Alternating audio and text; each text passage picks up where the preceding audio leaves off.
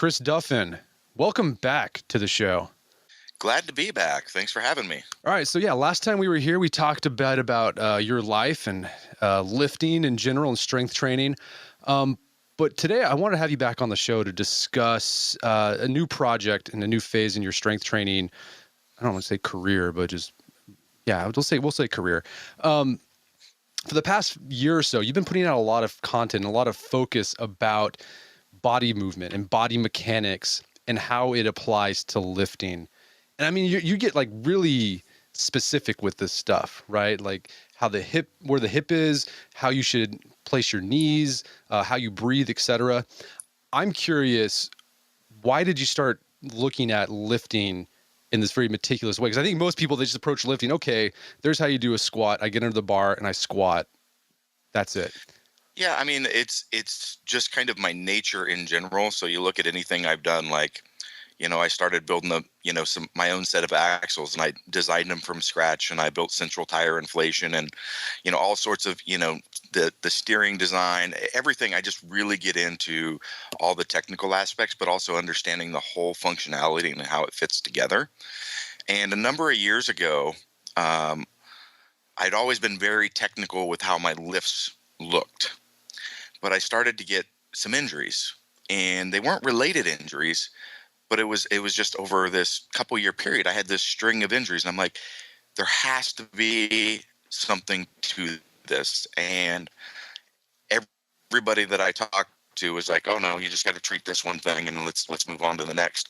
And so I started, reaching out to a lot of different people until I finally found, a methodology that connected with me and started having an impact. And this was with some developmental kinesiology. Out of what's called the Prague School of Medicine. So it's really big in the rehab and sports world. And so just over time, maybe from my business background and, stuff, I'm not sure how, but I ended up basically connecting with some of the best people in the world, teaching it in the US, the instructors from Prague, being able to call people like Dr. Stuart McGill, a friend from the spine mechanics side. I've been able to develop this relationship where I've got all these resources that are basically the people writing the books, doing the research on how this stuff works. But the problem is nobody is applying it to pure strength sports. How are we doing this? Like in the world we live in, we go into the gym and we lift heavy weights, or, you're out in the field picking up a wheelbarrow, or, big manly stuff. We pick up heavy things. That's what we do. Right. And it's a lot of it was all these remedial patterns that they're dealing with for, somebody coming back from an injury or an elderly population, that sort of stuff. But with the relationships I was able to develop, I was able to have basically open conversation back and forth in being able to figure this out. And so just, how my brain works and stuff, I could grasp the core principles of what's going on, and then actually take that to what we're doing in basic loaded movement patterns and figure out the cueing strategy, what we should be happening to make the body function the way it should. So like I said earlier, my lifts looked technically perfect, but my body wasn't doing what it needed to be doing. Right. So, okay. So it became a focus on, because you can make things fall, like people are squatting, that you always hear knees out, knees out. Well, knees out happen if the right thing is happening. So if you're doing the right thing with the core and the right thing with your feet, your legs and knees, everything's going to be in the right position. Everything's going to be firing correctly. You're going to be optimizing your power transfer. You're going to be reducing risk for injury. But if you just put your knees out, you don't get all those benefits. You don't have the muscle engaged. You haven't reduced the risk for injury. You haven't done those things. So it's just kind of a shift in focus from making the body function the way it's supposed to, and then developing an eye and being able to see minute little things in the body so that you can actually do the assessment. So this is one of my like I said, I work with a lot of these, high-end rehab folks that develop a lot of this material. But my frustration sometimes is, it's like, oh, well, we need to analyze, squat mechanics and shoulder mobility. So we got to do an overhead press, and we got to check the glute firing. So we got to do or an overhead squat. Well, we got to check glute firing. So we've got to do a single leg glute bridge. 7 different tests we'll run through to figure it out. And I'm like, well, they were just squatting and I saw it all. And I can fix it right now because I know how to cue it. So we never have to actually move backwards, which is really, really, really powerful. I mean, it is incredibly simple. It sounds simple, but you think about it, if you go into the gym, you're going there for a reason, right? To get stronger or lose weight. And you don't want to spend a month or 2 doing body weight movements to getting things moving right before you can actually start working your plan. Right. So that's I guess that's the fundamentals behind the Kabuki Movement Systems. We do some of the remedial work with the KMS. You've been on the website, Brett, so you've seen a lot of that. But it's more of like homework or reinforcing postural cues, or like I said, the homework piece for sending somebody. Let's fix it in the squat, but here's some things that you can do on the side to continue to re-ingrain those patterns. So that's the fundamentals of the KMS. It's always move forward, man. Always move forward. I love that. So this not only like focusing about or getting really specific about body movement or body mechanics isn't just going to prevent injuries. It's also going to help you. I mean, is this going to make you have a stronger lift as well? Absolutely. Absolutely. So it's not uncommon for me to see somebody that hasn't implemented these principles before to implement them, and in their first workout hit like a 10% PR. We're talking going from like a 400-pound squat to a 440-pound squat. That's huge. That's a big jump. Yeah. Yeah, because what we're doing, and I don't know if I covered this in the last interview sequence, but the body has some protective measures. So if you're at basically risk for injury. So if you've got either 2 things, either a destabilized joint or a or the core isn't engaged properly, what we call core, but a proper intra-abdominal pressure isn't created. If you don't have either of those things, the body detunes. It detunes itself so that you reduce your risk for injury. So if you turn off those systems all of a sudden, basically it means you're not training to the maximal effect. If you could have been squatting 440 and you were working with 400, you weren't taking advantage of the full effect. So compile that over 5 years and think what that's going to do to your training if you're actually using heavier training loads.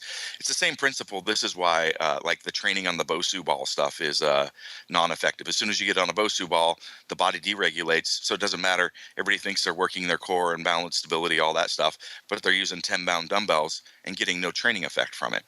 So you actually need stability. Yeah. First, primary, if you want to maximize your output. And I imagine it's got to be, it's a big mind shift, I think, for a lot of strength training athletes to be mindful of their body in this way, right? Like being aware of like what your pelvis is doing or what your back is. I mean, that's like, I've done that, and it's really hard to wrap your mind around, like to get that kinetic mind connection going on. It is, but that's part of the KMS principles. Because if you go online, you'll find like, here's the 100 things you're supposed to focus on the squat, and you can't do that. How no. the heck am I supposed to do that? I got 400 pounds on my back right now. So I try to never have more than 5 cues. So 5 things that you can repeat through your head over and over and go, boom. So it's trying to refine it down to it's really hard to develop a squat with 5 cues. It took me a long time, and they're very simple. And once you go through, why did it take you so long to figure that out? But it's like, what set and how do you cue it, and how do you get that in such a way that that one cue covers 20 things? Gotcha. So we try to refine that down to as little things as possible. And then as you practice at the gym, when it comes to performance time, you don't have to think through all that stuff. But what we found, your high-level athletes, they all do a lot of these things. I mean, they're high-level athletes, right? That for a reason. They all do these things naturally because they're athletic. But if we bring focused, conscious awareness to them, they always get better. It doesn't matter at what level, which is pretty crazy. Right. So, that's awesome. And then also just like even non-high high competitive athletes, like they'll get better too. with these cues, right? Oh, absolutely. This is someone that's really not like a high athletic nature. This is actually the biggest payoff, because I get people all the time like, "Well, I'm just getting into lifting. Is it really for me?" I'm like, "Well, hell yeah, you don't want to do it wrong for 10 years before you and then compile injuries. But if you're not a natural athlete, one of those gifted people, a lot of these things don't come naturally. And so you end up with this, oh, my knee hurts, and then my ankle, and now my elbow, oh, my shoulder, and you end up with this, you train for 6 months, and then you take a few, and it just, you constantly have these aches and pains and all this stuff.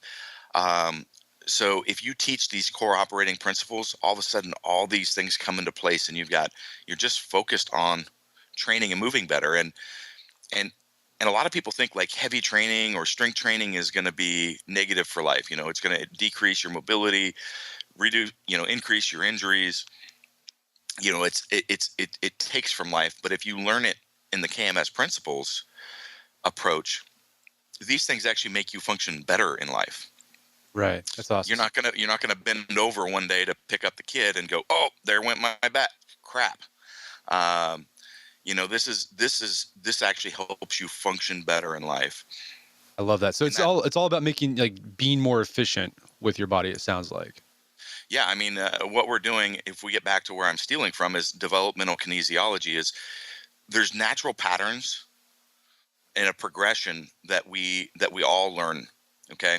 And it's how the body functions. And so if you watch any baby through their developmental strategy at every age, you'll see the same things happen as they move from basically being able to be on their back to rolling to a side to now being able to reach, now getting over into the crawl position, then getting into the stand position and walking. That's all ingrained, and that's it we're born with that. And unfortunately, and this is why KMS is for everyone, everyone. Our society today fucks that up. That's just the straight of it. I'm sitting in this chair right now. We break down the squat and we learn how to sit. We sit with our high technology devices.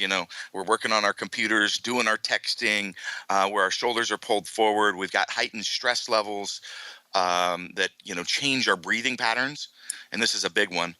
So it doesn't matter, sitting in traffic, the boss yelling at you, even like all this technology raises and changes. There's tons of studies that do that, changes your breathing patterns.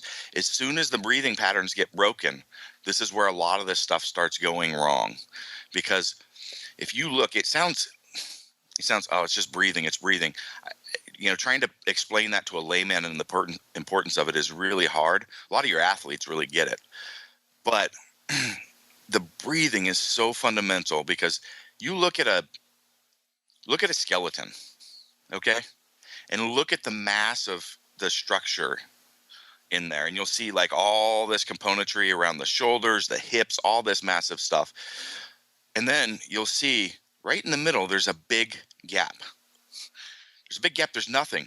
Just a few little spinal segments running between, and that is where all the breathing comes from. But think about it. All your force transfer goes through that area. Anytime you're throwing, running, picking, your feet are grounded to the floor, and you're transferring power through an extremity such as the arm or through the shoulder. All of that is connected through this area. And so the breathing doesn't do that. But if the breathing patterns break, the methodology for how that structure creates rigidity and transfers power starts working improperly.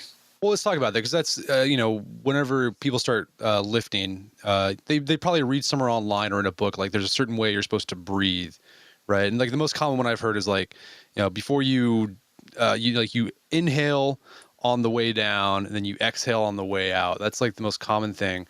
Is that true, or is there like how should we breathe for optimal lifting so we can have that that efficient force transfer? It depends. Okay. So there is no fixed hour answer, because during force transfer, the breathing actually isn't important. Okay. So the breathing is only important because if you have dysfunctional breathing patterns, the bracing won't work. And the bracing is how we create that rigidity for force transfer. They both operate with the same mechanism, so there's a reason they break down. They both use the diaphragm. Okay. So if you've got dysfunctional diaphragm for breathing, it's not going to be working properly and integrated properly for the bracing function. So let's talk about breathing during lifting, because this is, like I said, a lot of people will think, if when I say bracing, they're like, oh yeah, you got to pressurize, and you think about filling up this belly with just full of air. It's not about a big belly full of air. We'll get to that in a minute. But the breathing depends on the threshold of the lift. So if I'm doing a maximal effort lift or a single or a double, I'm probably not breathing at all. I brace and I hold the entire time. But if I'm doing 20 reps, I got to keep my air going, right? Or I'm going to pass out. So I may be, and the lift isn't that heavy, so I may be able to breathe in on the way down instead of it being fully braced then be braced at the height of the peak activity in the hole, then come up and breathe out. Or I could breathe in and out between sets or between reps. So there's a lot of different ways there. So it really isn't that important, just understanding it has to match the threshold of the movement that you're doing. So it sounds like breathing is what allows you to brace, right? Like it's part of the components that allows you to brace correctly for the lift. And I guess, can you explain what you mean by bracing? Like what we're trying to accomplish when we brace ourselves for a lift? So let's be clear. Breathing and bracing are two different things. Okay. Two different things. You can do them independently and you can do them together. Gotcha. But they're both using the diaphragm function. So first, I usually teach people to brace without breathing, because that's only using one function of the diaphragm at a time. As you get more advanced, you can brace and breathe. So this is more advanced. Gotcha. But what bracing is, this is how you create rigidity. This is how you create power. This is how you turn off those that down regulation of the body. The diaphragm is a cone-shaped muscle that attaches basically at the base of the rib cage. So as you breathe in, it drives down. So it's this large cone and it drives down. So you can imagine if you imagine a piston, that's really what it is. There's a piston right there, and the top of that piston is driving down. It's basically attached to right where the sternum is. So as you drive down, just like a piston, it creates pressure. And that pressure needs to be working in opposition. So you have to have the pelvis rotated exactly so that the pelvic floor is directly below it in opposition. Because if you've got a piston and you bend it, all the pressure is going to shoot out the side. Right. So same thing, if you arch up, you're going to, the pressure isn't going to be going down. It's going to be going out towards the front of your belly, and you don't want that. So you have to have the pelvis clocked directly up and down and not have the chest flared and be able to drive that down. So we teach some strategies for doing that. So that's how you create the pressure with the diaphragm. Then the second is, like I said, it's not a belly full of air. So there's air in there that you're compressing when you do that, but it's creating that against the outer sheath of the abdominal wall. So now you've got to make that abdominal wall rigid. So imagine getting punched. Okay. Getting punched in the belly. We call it Okinawan strength technique, because you will find me if you're in my gym and you're not doing it properly and you're squatting or deadlifting, you may randomly get punched by me. It's a known fact. So we think about, somebody's having some trouble there, but also, reach down and put your thumbs right in your obliques, right in the love handles right there, and inflate them, blow them up like they're balloons. Boom. Okay. And you feel that? And a lot of people will do that with their breathing. Start practicing so that you can do it independently of your breathing. So just push them out and then now hold them while you can breathe in and out. So now you're using the two different functions there. So when we brace, we think about two cues. We think about drawing down at the diaphragm, or imagining that piston drawing down connected to that point, and then pushing out with the obliques and into the lower abdomen, like you're pushing the lower abdomen into the legs. And that'll create that rigidity of that outer sheath wall and engage the obliques as well. So that is a braced core. Right. Like Now, you we basically what want you're this. doing is you're turning your core into like a steel rod, right? Is that what you? Exactly. Okay. Exactly. You want to think about it is your whole upper torso is like being a culvert or a telephone pole stacked on top of your hips. So once you do this, it can't really bend anymore. Everybody with back problems, I got to build up my erectors. I got to build up my erectors. Well, your erectors, flex and extend the back, but they actually don't create. This is what creates the stability under load. When this breaks, that's when you hurt yourself. So once you've got that locked in, you can bend forward, you can bend back, but you never, just like a telephone pole, it's not going to bend if it's stacked on top of your hips. If you try to move it, it'll snap. So the other is, so we take it a step further. A lot of people don't realize the lats are also a spinal stabilizer. And this is how we get the shoulders. So if we're doing anything, let's say pressing, squatting, anything where the power transfers through the core, we want to engage the lats as well. And basically imagine, we call it scapular depression, where you're pulling the shoulders down, pulling them away from the ears. But basically engage the lats, boom, rigid. Think about doing a lat pull down if you're under a squat bar. And then that will get the shoulders plugged directly into that mechanism as well. And now you've got this extreme rigidity. And it sounds like a lot of work, and it is, Right. if you do it. So like I said, if you're doing a set of 20 squats, you're not going to do it that aggressively because you're going to wear out. Right. Right. But if you're doing one really heavy squat. But so as you advance, you're going to do it more and more and more. So by the time if you're working on a max effort, this setup should actually almost be harder than the lift. If you do it correctly, it is. You'll just go down and just pop up and like, wow, I just squatted. That was cool. Yeah. So that's how we engage those mechanisms. Right. So here, Chris, I'm trying to visualize this and seeing how this having a rigid thing will lead to a stronger lift. I'm imagining like when we don't do these bracing principles, we're basically like our core is more like a chain, like a loose chain, right? It's a sponge. It's a sponge, right? And you're trying to like if you imagine lifting heavy with a sponge, you're not going to do it. Yep. And you're connected. I mean, almost all of our power derives from, the feet on the floor and then driving it through. Like I said, think about most sports. You're throwing something, catching something, doing something with the arms, but all that power has to be transferred from the feet through that big empty space in the spine. And you don't want to transfer power through a sponge.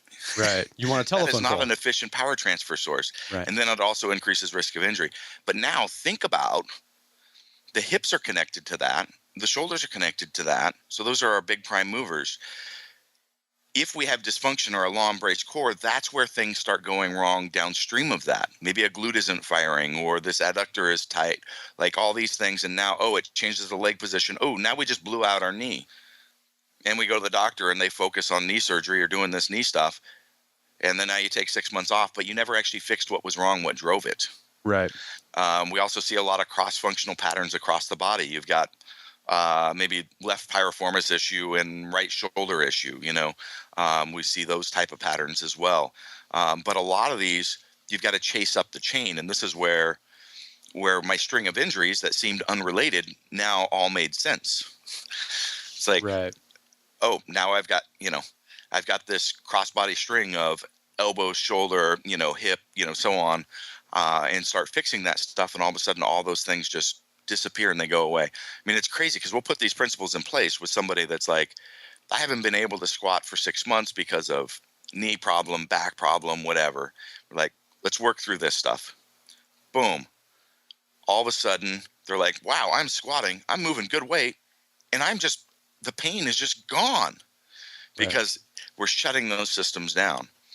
And that's really freaking amazing. And think about it. I mean, even we talk about, let's say, that elderly population or something that we're saying the remedial, the clinicians that I work with. So I speak on this stuff a lot of times to colleges, some of my materials in PhD level courses.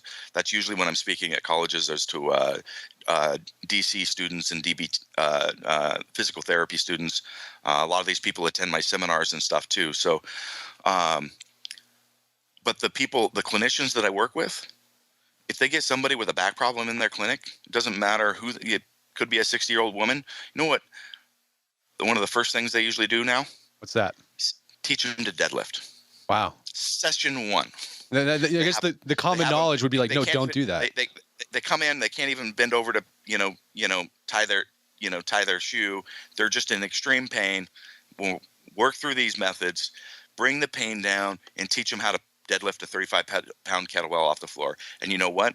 Oftentimes you'll have somebody in tears, not from pain, but from joy, because they couldn't pick up their grandkid or their kid or, some other life thing. And that's where, like I said, you can tell in this conversation, Brett, I'm really passionate about this stuff. Yeah. Because it truly is fixing something that is wrong with people in the world today. And so many people have lost connection with the fact that we are physical beings, and you need to be physically active to be both mentally, emotionally, and spiritually a well person. So it's not just physical health. It affects all those. And the people that figure that out and you take that away from them, it messes with them. Right. It sounds like this stuff's really important for a lifter as they get older. Like even me, like I'm 33 and already I realize I can't do the same thing that I did when I was 20 or 18. Yep, you're right on the cusp now of that. This is right about the time I started figuring all that, heading down this path myself. And I see this all the time. I own a gym. I work with athletes all the time. And, guys in the early 20s, it's hard to teach them some of this stuff because nothing hurts then. Right. When you're that age, nothing hurts. Why is this stuff important, man? Why do I want to listen to this old guy? And as you get older, all of a sudden it's like some of this stuff will start coming into play, start picking up because, we don't recover the same. So you can get away with a lot when you're younger. Although we do have a lot of younger athletes that push it too far and we end up having to rehab their backs and doing stuff like that because of that. But yes, as you age, the value of this just gets more and more important. So right. That's awesome. I coach a lot of masters lifters, a lot of 60, 70 plus lifters. And, it's an incredibly powerful tool because it's, most people that have been through the trauma that I've been through because I was that young guy that didn't listen to anybody because I was stronger than everybody. Right. And honestly, I'm a pretty intelligent guy. So usually I felt, I was, felt I was, the smartest guy in the room type thing, all that ego of, there. So I didn't listen. Why would I listen? I'm stronger. I'm smarter, whatever. And, so I ended up I've had tons of major surgeries, all sorts of trauma.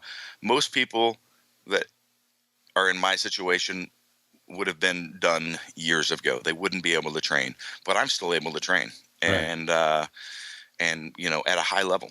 That's awesome. Well, going back to bracing a little bit. Is this why people wear belts when they lift weights? Is that sort of like a cue for bracing? Yes, it certainly can be. So it definitely improves it if you use it correctly. Some people don't use the belt correctly. I like to train with and without so that we can practice that. We've got on the KMS website, we've got tons of different drills to teach some of this postural stuff that, because if you're listening to this, you're going, what is he talking about pelvis, pelvis orientation and drawing down at the sternum? Like, none of this stuff. This is why my website is like all video content because it is incredibly hard to grasp without actually seeing it demonstrated. Right. But the belt. So we try to practice this with and without the belt because you can get better without. But the belt is a good cue because when you're driving that piston down, we talked about that piston again, and it's creating that pressure. What does pressure do? Pressure goes all directions. Right. So it's 360 degrees all the way around. You're even pushing out in the low back as well. Well, guess what the belt does? The belt surrounds that area 360 degrees. And so it's a great cue for people to push out and against. And it will improve the bracing when done that way. Now, some people think that the belt is the device, and they crank it on so tight that they're actually sucked in. And if you're sucked in, now you can actually brace effectively. Right. Or they think it's like it's a brace for their lower back, like like this thing. Exactly. That's a big most of the belts out there, you go into a gym and they've got this little tiny band in the front, right, and then the big piece in the back because they think it's a brace for the back. And so the most important piece is actually missing because most of the pressure is coming through the front where you've got most of the flexible tissue at. That's interesting. Well, cool. And then you go to Home Depot and you see these, same thing. These Right. The suspender things that they wear, right? Yep, exactly. Right. So those guys at Home Depot need to learn how to brace when Yeah. they lift. Well, actually, I think it's pretty well proven at this point that, wearing those devices during the workout actually increases your risk of injury because, they keep doing it, right? It's like, because they're going to go home and do something and they're not used, they haven't been practicing, what they need to do. They've been relying on that. And, but I guess that doesn't increase the risk for insurance for the, the company because it's not an on-the-job injury. That's anymore, right. That's right. Not my problem. Not my problem. So we've talked about breathing. We talked about bracing. Another concept you talk, or an element of the Kabuki movement system, is this thing you call rooting. Yes. Can you explain that? Because like it's a term I never really saw. I haven't seen that in like other strength training literature. Yeah. So we've been focused on rooting for about 5 years or so. And you'll start seeing other strength coaches talking about it now. But it's basically, if you reach out and grab something with your hand, there's a lot of engagement and stuff that happens. The same thing with our feet. Unfortunately, we lose a lot of connection with our feet because we're walking around in shoes all day today. But how you actually apply and grab with the foot to the ground actually turns on a lot of things that need. And so our basic rooting strategy, and the one I have posted publicly, is our tri-point strategy. And this is the stuff that you'll probably start hearing other strength coaches talking about. And I'll talk about the more advanced stuff that we're doing now that's on the KMS site. But you imagine like 3 points of contact, one below the big toe, one below, basically not at the base of the big toe where it's connected to the foot. Same thing from the pinky toe, and then under the heel. And if you stand and you imagine grabbing the ground with those 3 points like they're eagle talons and twisting it up, you'll feel your glutes fire up. So I'm doing it right now, and I'm feeling that. Yeah. Yeah. Now our advanced technique goes way beyond that because that's really hard to focus on. How do I do that while I squat or while I deadlift? And it kind of falls apart a little bit. So we've got a methodology stolen from a bunch of different areas. I think it was actually originally out of ballet, but like I said, that's if it works, it works, man. You gotta use it. I steal all over. We've had it in place probably for about 9 months or a year. We've been using it here and using it. It is incredibly effective, and it takes it to a whole nother level. And I can't really describe it via verbiage, right. But you can sign up on the KMS website. And when you do it, you'll just feel everything in your hips and legs just fire up and achieve perfect control of the leg position. I've got an athlete in the UK right now. He was just over here. And he's constantly has these issues on the right side. He's got knee problems, he's got adductor problems, he's got all this, and immediately just watching the feet within a few minutes is able to diagnose, work through, and as soon as we did, he's like, oh my God, I have perfect control of everything. That feels so different. Like it's an incredible tool. But this is our connection to the ground. I mean, think about like football, soccer, all these things. This is where we're developing power from, is that connection. And everything upstream through the hip turns on and off based on how the foot is operating. And it's an incredibly important piece. And that's really, and I commend you, Brett, for capturing that on the KMS website, because you haven't been on there that long. But between the bracing and the rooting, and we do some same things similar with the hands with grip, where we can turn the lats on and off with things that we're doing with the fingers, but pretty similar concepts. And that's where you're grounded and connected to the power from. Right. So it sounds like the rooting is like, it's how you take that telephone pole you've created in bracing and like plant it into the ground, right? So it's not wobbly, yep. Right? Yep. Yeah, and it's really, I mean, even just like being aware of that and thinking about, like, I want to get my feet like dug into the ground. It makes like you're right. It puts things into place naturally, and like you feel like you have a stronger lift. It's not as wobbly when you're going down or up, and it just feels a lot stronger. Yep. Just like thinking about it. I mean, that's the thing that blows my mind. It's just like thinking, okay, I'm going to root my feet in the ground, and like it just stuff magically happens. It's really bizarre. Yep. Yeah, and you want to kind of like think the front of your foot, like think about as a hand, like spreading out wide. So that's why I like a shoe that's got a wide toe box in the front, so you can really spread that out and really kind of grab the ground with it. And just think about that. Same thing, similar thing.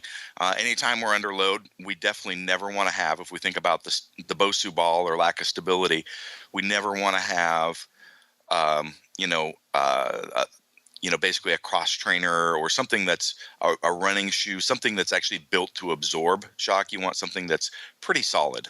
Right. So, like a flat shoe or like a weightlifting shoe or something like that. Yeah, a boot, a Converse. There's a lot of different shoes out there now that are just a solid sole. Right.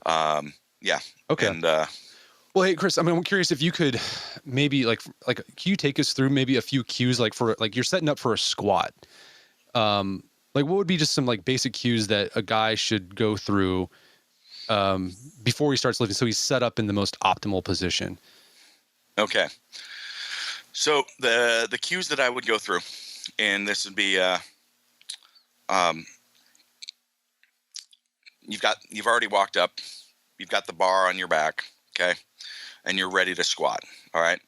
So cue number one is going to be draw down at the sternum. Boom. Okay. Then inflate the obliques. Choop. Okay. Now we're going to take the bar like a lat pull down, and we're going to bend it over our back. Now, you've got to be very aware of not losing that chest position when you do it, because the lats are going to try to pull your chest forward if you're engaging them hard. So you need to fight that. So you need to hold that's why we get the brace first before we engage the lats. Okay.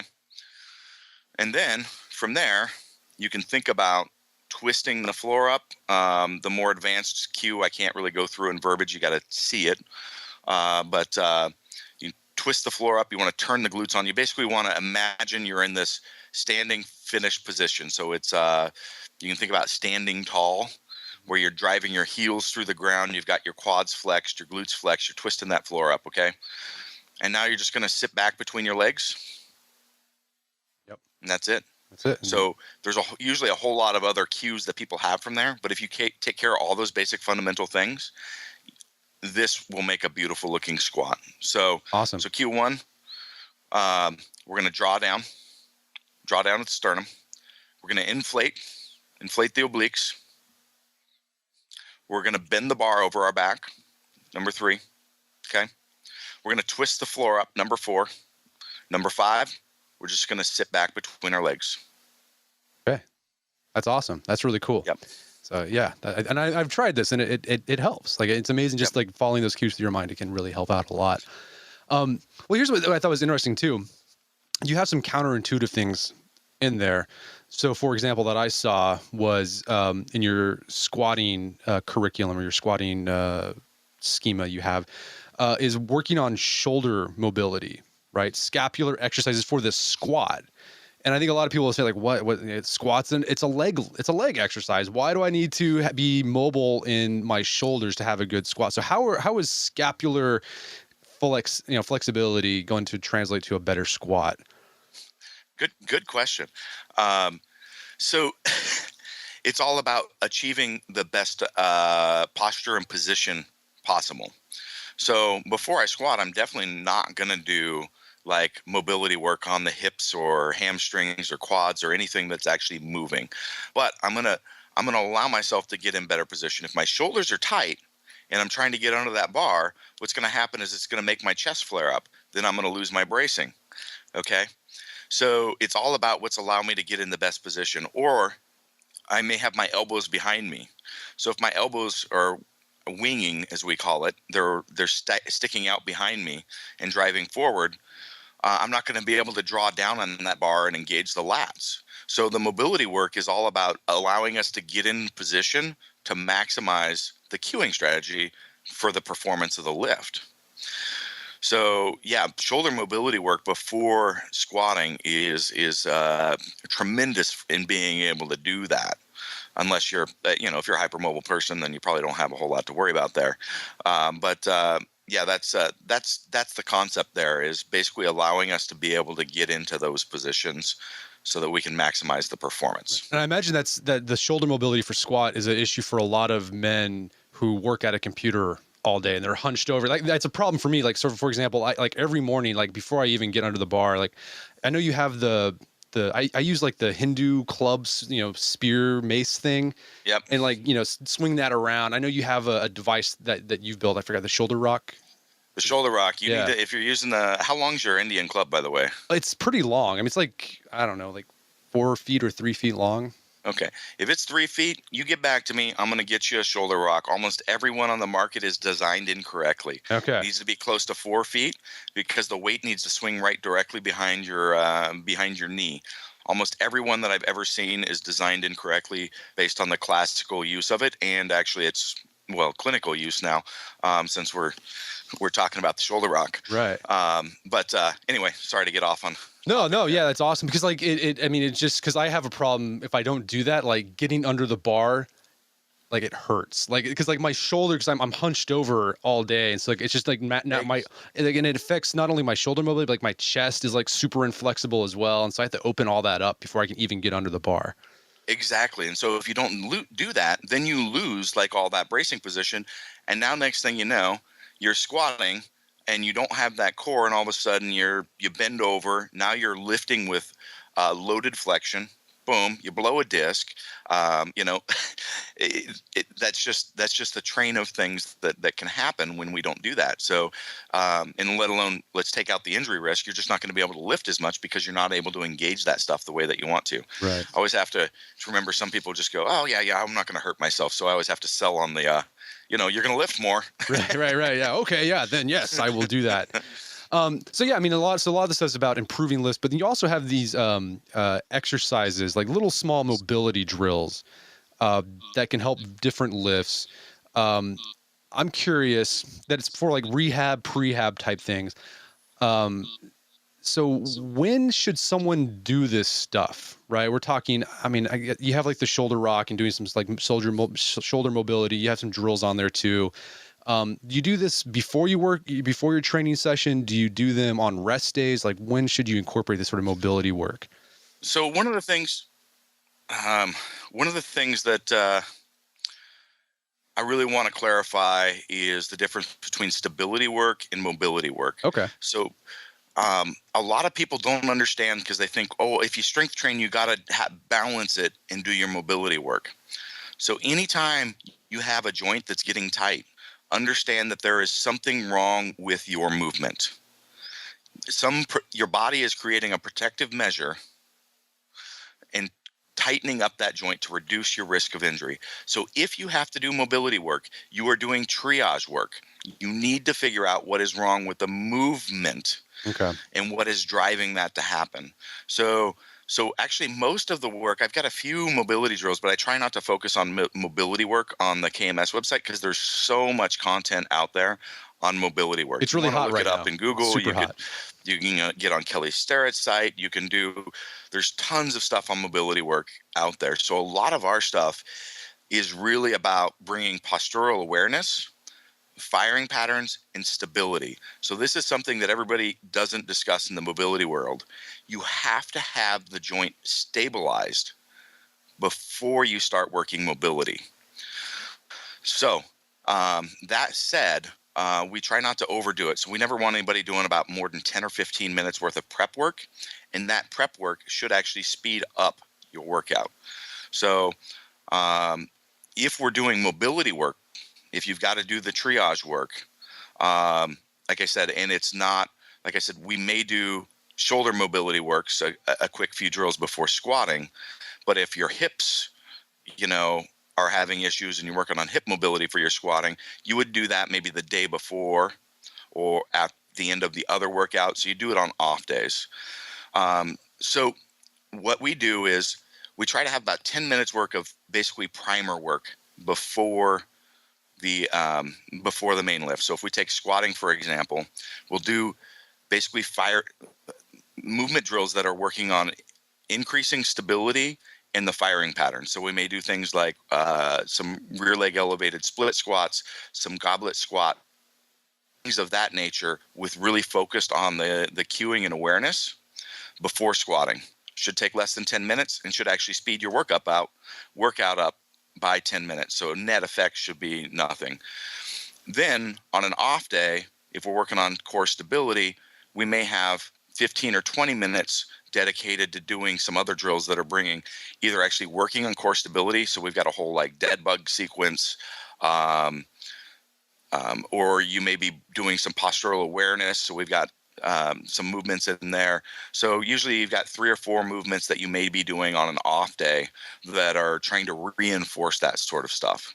So we would do basically 10 minutes worth of firing work to prep you for a movement on the training day, and 3 or 4 movements on an off day that are focused on things that you need to develop or postural awareness. And that's pretty much it. An advanced athlete that's got really clean movement may only have a couple items. So it's a little bit variable, but we try not to exceed 10 minutes and 15, 20 minutes on off days. Awesome. So not a lot of time. That's great. Because I think a lot of people, they approach this like, I got to spend an hour a day on my mobility. And that's a big frustration for me because because I see this all the time, especially with the crowd that's really focused on mobility, where they'll come in and do mobility work for 45 minutes and then have 30 minutes to train. And it's like, you're totally missing the point. Right. You've got to do the training part too. Right. And it's like, I mean, even like if I do it on off day and it's like, yeah, here's this 45-minute routine. I'm like, I don't want to do that. Like, I don't have time for that. Yeah. Okay. Well, cool. Well, hey, Chris, this has been a great conversation. Where can folks learn more about the Kabuki Movement System? There's a link on our store, which is kabukistrength.com, BUKI strength.com. There'll also be pretty shortly, we'll have a new website up there that will have tons of contributors, a lot of clinical evidence-based material that's going to be going on there. We've got some pretty amazing contributors lined up for our site. Right now it's just a store, but there will be a link to the movement site. The movement site itself is www.kabuki.ms. So that's KABUKI.ms for movement systems. And I have a special offer for all your listeners. Sweet. Brent. So I love it. I've got 50% off the initiation for your listeners if they use the code ART-Manliness. Awesome. We'll throw that up on the site as well. And I'll repeat it in my outro. All right. Cool. Excellent. Well, hey, Chris Duffin, thanks so much for your time. It's been a pleasure. It has. Thanks for having me on again, Brett. I'm really glad that you've enjoyed the site. And take a look at your club and get back to me. I want to hear about it because if not, I'd like to introduce you to the shoulder rock. I would. Yeah, I'd love to do that. Thanks so much. My guest today was Chris Duffin. You can find out more information about his Kabuki Movement Systems at kabuki.ms. That's KABUKI.ms. And you can follow his training at kabukiwarrior.com.